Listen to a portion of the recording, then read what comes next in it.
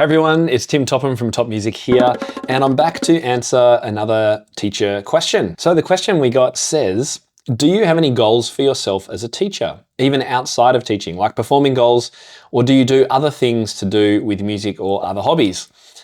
Great question. And it actually speaks very much to my own imposter syndrome when I started proper piano teaching back in 2010-ish. While I was a trained teacher, classroom teacher, and had experience in that, one-on-one piano pedagogy was not something I had experience with. And most of you will have heard the story of how I reconnected with my childhood teacher, the amazing Miss Mac, and she was able to help me shake off some of that imposter syndrome in regard to my teaching.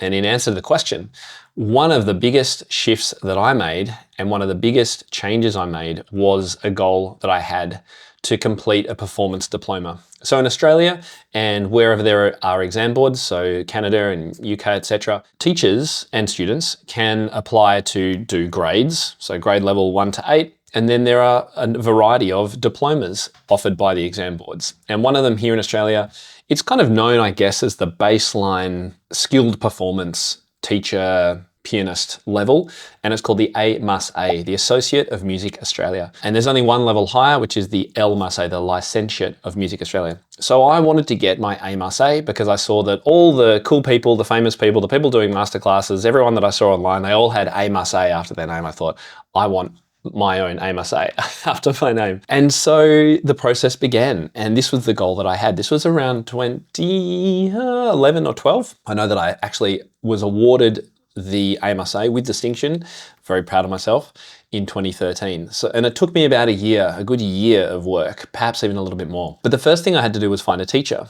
And again, just going back to the question, when it comes to the goals that we set ourselves, I think having a teacher is an incredible one to have. If you can find a teacher who's obviously a few levels above you and who you could see on a semi-regular basis, even if it's monthly, teachers do cost, at that level, they do cost a fair bit of money. I think it's an incredible resource to have. And if you can work towards something like an exam or a performance, I think that is great to do as a teacher. If you haven't taken graded exams and you are in a graded exam country, then set yourself a goal of doing one of them, even if it's a grade 1 or 3 or 5 or whatever is the level that you think is appropriate for you to work towards. If you can go for a performance diploma, then absolutely go for one of those. The teacher that I connected with, Caroline Almonte, is one of Australia's formidable concert pianists and teachers. She was an incredible teacher. But it wasn't just what she taught me about the music I was learning for my own diploma. I learned so much that I could then apply to my own students. And I think this is one of the biggest ways that I boosted my confidence as a newish teacher, because I then had this confidence that yes, I'm teaching these things in the right way. Yes, I have different ways to approach things. Yes, someone like Caroline is saying, Tim, you're playing this really well. I'm like, win. And if I had questions about music that I was teaching a student, I could actually take it to her in my lesson, spend 5 or 10 minutes. How would you teach this? How would you go about this? And that was fantastic help as well. So I would say having goals for yourself as a teacher is great, whether that's an exam or maybe it's playing for a musical theatre production. I know lots of teachers do play in pit orchestras for schools and amateur productions around their local community. I think that's great.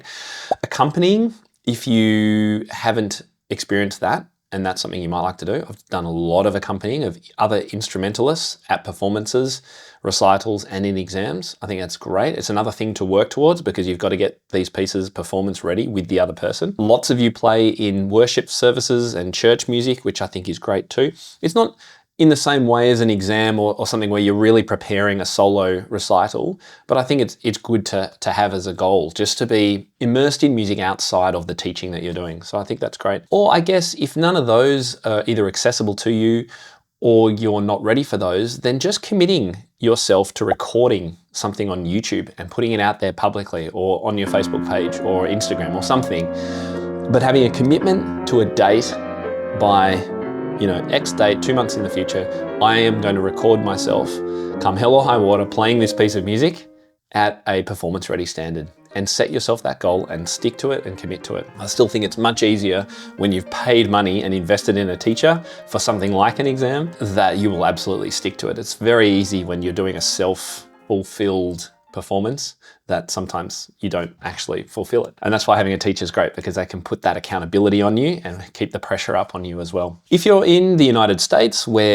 and you're in a state where there isn't an exam system, then just remember that there are exam boards internationally that offer online exams all over the world. So it doesn't actually matter if you don't have an exam system in your particular state or country. You can go online to any of the exam boards. We've got lots of information on our blog about all the different exam boards and what they offer, and more seem to be popping up all the time that offer online video exams or recorded exams. So I think that's a great thing to work towards, particularly if you're teaching students who are taking exams themselves. Great to keep your finger in the experience, I guess, of what it's like to be that student, what it's like to go and sit for an exam. Because, you know, when I did my diploma, it was kind of terrifying. But one other thing I would say is that if you do go for an exam performance, you go to sit an exam, then in the lead up to that, go and do some performances at local community centers or just in your living room with some family, whatever it is. Get out there, get the performance practice in so that you can get more and more used to it. I've gone into great detail on a blog about why I chose to do a performance diploma. We'll put some links to that with this video. Great one to read if you would like to find out more about that.